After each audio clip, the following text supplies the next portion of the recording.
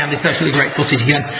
Just a quick recap on the points that we discussed last time. First of all, from face on, the move through the ball is much less sort of heavily dependent on you rotating. Let's get this back to the beginning again. So we're starting to see a little bit of linear movement, still that sort of move that's typically yours, where the hands and arms go away from you a little bit more, almost like a little bit of a casting effect. And again, that's a sign that you're starting the downswing by engaging the arms. So right arm straightening a little bit too fast, as opposed to the linear movement of the hips. So I want to see more of this as per the last lesson via the online facility. So still much more hip slide needs to go in from P4 to P6. Having said that, there is a little bit more going in. We're now, we use the term we use the idea of rotating at 5 and sliding at 5. The 5 is an irrelevant unit, but again, just to frame it, we used to rotate at like 10 and have next to no slide whatsoever, which was why the club, as per the footage on the top right, gets pulled way out in front of you. We're now starting to introduce a little bit more slide, so we're maybe sliding at 2. And we're rotating a little bit less, so we're now rotating at, let's say, 6.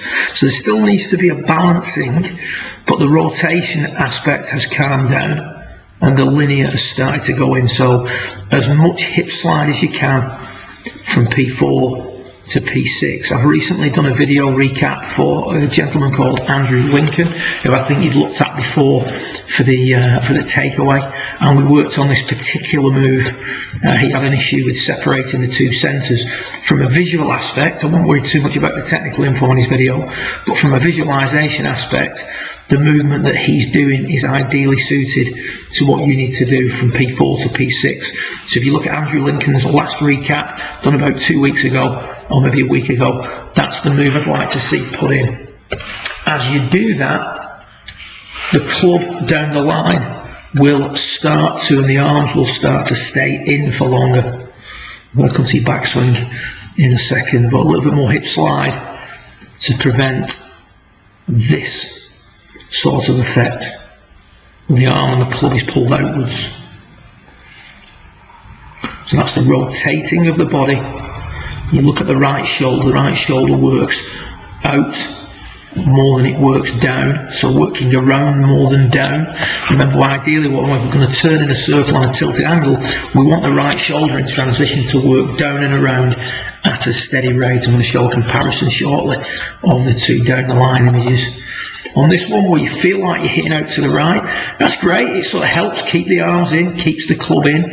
I'd be quite interested to see that movement from face on. So next time you send me some footage, if you can send me some footage of this feeling, which is hitting out to the right the maximum amount, from face on as well, that'd be great, and we could maybe highlight some changes that are taking place as a result of that particular swing thought.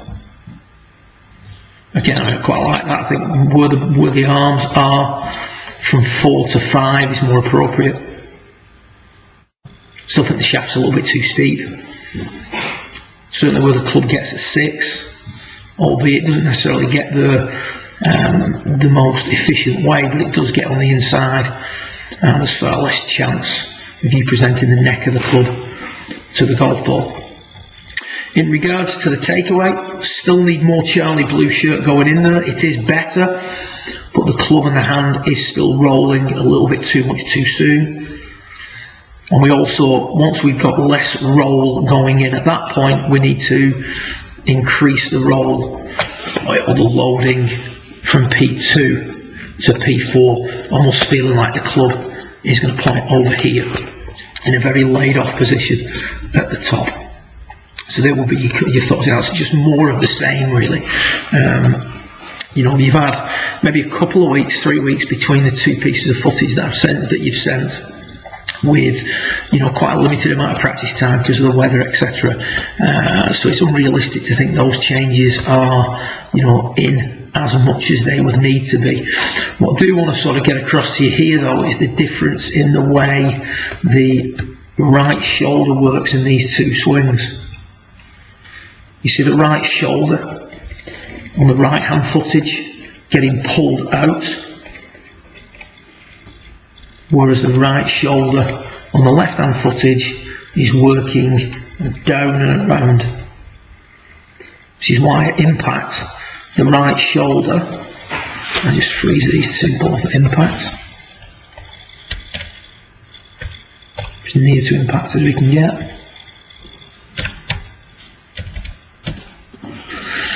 The right shoulder is lower to the ground, there's a little bit more flex in the right arm, and that's been brought about by a little bit of an increase in the hip slide. So the more hip slide we create, the more the right shoulder can work down, the more the club can work from the inside, and the longer we can maintain the angles or create, the longer we can maintain the lag during the downswing, which is something that you've been trying to do. So, food for thought. Again, it's much of the same stuff. It just needs to continue to be put in there, continue to improve the backswing as per the last video, and also continue to improve the downswing. More and more hip slide going in. Like I said, you can watch Andrew Lincoln's last recap. It'll be very, very beneficial to you. Have a great Christmas. I look forward to getting some more footage in 2015, and I'm sure that together we can get this game exactly where we want it to be. Well done.